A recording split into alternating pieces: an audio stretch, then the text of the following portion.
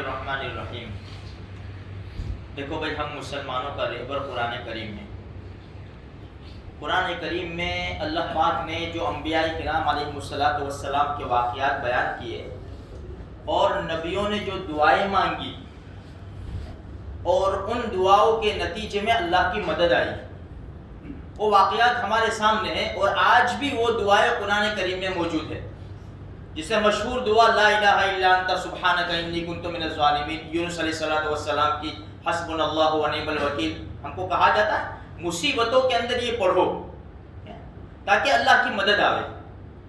اب مسئلہ یہ ہے کہ سب سے پہلے ہم یہ فیصلہ کریں کہ ہم اللہ کی طرف رجوع ہو رہے ہیں یا نہیں ہیں، کہ ابھی بھی ہمارا رجحان دنیا ہی کی طرف ہے۔ پہلے تو ہمیں ہر ایک انسان کو اپنے اعتبار سے یہ فیصلہ کرنا ہے کہ میرا رجحان آخرت کی طرف، قرآن کی طرف، شریعت کی طرف، اللہ اور اس کے رسول کی طرف کر رہا ہوں یا نہیں کر رہا ہوں۔ اگر کر رہا ہے تو یقیناً اسے کامیابی ملے گی، اور اسے جتنی بھی دعائیں، جتنے بھی اذکار ہیں وہ پڑھنے کی اس کو توفیق ہوگی۔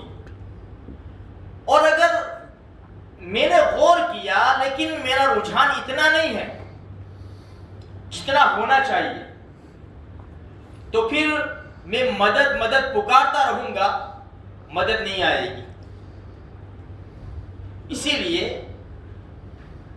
جس کا رجحان ہوگا نا، اور عمل وہی کرے گا جس کا رجحان ہوگا، اور جو چاہے گا اللہ کی مدد کو چاہے گا۔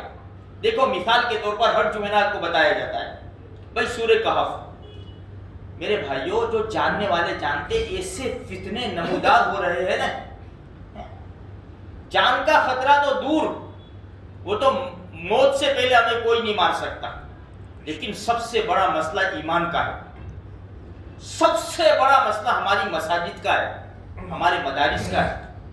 اسلام کی جتنی بھی شعائر ہیں، نشانیاں ہیں، وہ سب ٹارگٹ کے نشانے کے اوپر ہے۔ وہ بہت بڑے مسائل ہیں، یہ فتنوں کا دور ہے میرے بھائیوں۔ اور اللہ کے رسول نے کتنی آسان شکل بتائی، بھئی جو جمعہ کے دن سورہ کہف پڑھے گا، اس ہفتے میں اگر دجال نکل جاوے تو اللہ اس کے فتنے سے بھی حفاظت کرے گا، اور دنیا میں سب سے بڑا فتنہ دجال کا فتنہ ہے۔ تو فکر کر کے اپنی ذمہ داری سمجھ کر سورہ کہف کی تلاوت کرو میرے بھائیوں۔ دوسرے نمبر کے اوپر ہے سورہ دخان۔ نبی کریم صلی اللہ علیہ وسلم کا پاک ارشاد ہے، جس نے جمعہ کے دن سورہ دخان پڑھی، 25ویں پارے میں صرف 3 رکوع ہے، اللہ اس کے لیے جنت میں محل بنائے گا۔ اور چلتے پھرتے اٹھتے بیٹھتے درود شریف پڑھا کرو۔ میں نوجوانوں سے کہوں گا یہ گانے وغیرہ چھوڑو یار۔ ہم سمجھتے قوالی سننا ثواب ہے، قوالی سننا ثواب نہیں ہے، سمجھ میں آئی؟ اس کے ساتھ تو سنگیت ہوتا ہے، اس کے ساتھ یہ سب میوزک ہوتا ہے، کہاں سے ثواب ہوگا؟ ہاں کچھ کلام ہے، اچھے کلام ہے، سادے اعتبار سے ہو تو سمجھے، لیکن جتنی بھی نظمیں ہیں اور جتنی بھی قوالیاں ہیں، چاہے اچھے کلام ہوں، لیکن میوزک لگ جائے گا اس کے ساتھ تو پھر ہم نہیں سن سکتے۔ یہ سب چھوڑو میرے بھائیوں، درود شریف کو زبان کے اوپر لے آؤ اگر ہم کامیابی چاہتے ہیں۔ یہ خطرے والی دنیا کے اندر سکون چاہتے ہیں ہم، اس ناپاک زبان کے اوپر درود شریف لے آؤ میرے بھائیوں۔ چلتے پھرتے اٹھتے بیٹھتے درود شریف پڑھا کرو، جتنا ہم لگیں گے نا اتنی ہمیں کامیابی ملے گی۔ اب یہ آہستہ آہستہ لاک ڈاؤن کھل رہا ہے، ہم دنیا میں بیزی نہ ہو جائے میرے بھائیوں، مشغول نہ ہو جائے۔ ایسا نہ ہو کہ یہ ہمارا مجمع اور ہماری نماز ہے، ہمارا قرآن ہے، ہمارے سر کے اوپر ٹوپی، یہ سب غائب ہو جائے۔ اب دنیا میں بیزی ہو گئے، بس بہت نمازیں پڑھ لی، بہت قرآن پڑھ لیا، کئی 2 سال سے بیٹھے ہوئے، اب تو کمائیں گے نا مولوی صاحب۔ دنیا چھوڑنے کا نہیں کہہ رہے، لیکن یہ دنیا کی وجہ سے ہمارے دین کا نقصان نہ ہو جائے میرے بھائی، ہماری نمازیں نہ چھوٹتی ہو جاوے، ہمارے قرآن کی تلاوت جو روزانہ ہم پڑھتے تھے وہ نہ چھوٹے، ہمارا درود نہ چھوٹے میرے بھائیوں۔ اس کا خاص دھیان رکھنا۔ صحابہ کرام ایسے ہی تھے نا، کہ دنیا کا نقصان ہو جاوے، دین کا نقصان نہیں ہونا چاہیے۔ اگر دنیا کی وجہ سے دین کا نقصان ہوتا تھا نا تو دنیا کو لات مار دیتے۔ ابو طلحہ رضی اللہ تعالیٰ عنہ اپنے باغ کے اندر نماز پڑھ رہے تھے، نفل نماز، چڑیا گھس گئی باغ کے اندر، اس کو نکلنے کی جگہ نہیں مل رہی تھی، اتنا گنجان باغ تھا، بھرپور بھراؤدار.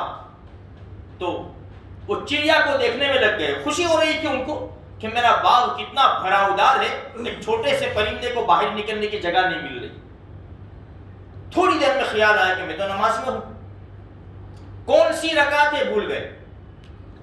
خلاص سلام پھیرا، جو بھی سجدے سوا کیا، جو بھی کچھ کیا، اور اپنی نماز پوری کی، سیدھے اللہ کے رسول کے دربار میں. اے رحمت للعالمین صلی اللہ علیہ وسلم، میرے باغ کی وجہ سے مجھے دین میں نقصان ہو گیا. کیا نقصان ہوا؟ ہم اس کو نقصان سمجھتے، ہم لوگ کتنا بڑا وہ نقصان سمجھتے ہوں گے. اتنا بڑا باغ، اتنا بڑا گارڈن جس میں کتنے درخت ہوں گے اور درخت کے اوپر کتنے پھل ہوں گے. اے اللہ کے رسول صلی اللہ علیہ وسلم، یہ درخت، یہ باغ کی وجہ سے میری نماز میں نقصان آیا. یہ پورا باغ میں اللہ کے نام کے اوپر صدقہ کرتا ہوں، پورا باغ. دنیا چھوڑ دی، دین نہیں چھوڑا. اس لیے عاجزانہ درخواست ہے آپ سے، ہمارا دین نہ چھوٹے. دنیا تو ہمارے قدموں میں آئے گی. وما من دابۃ فی الارض الا علی اللہ رزقها. زمین میں جتنے بھی جاندار ہیں سب کی روزی اللہ کے ذمے.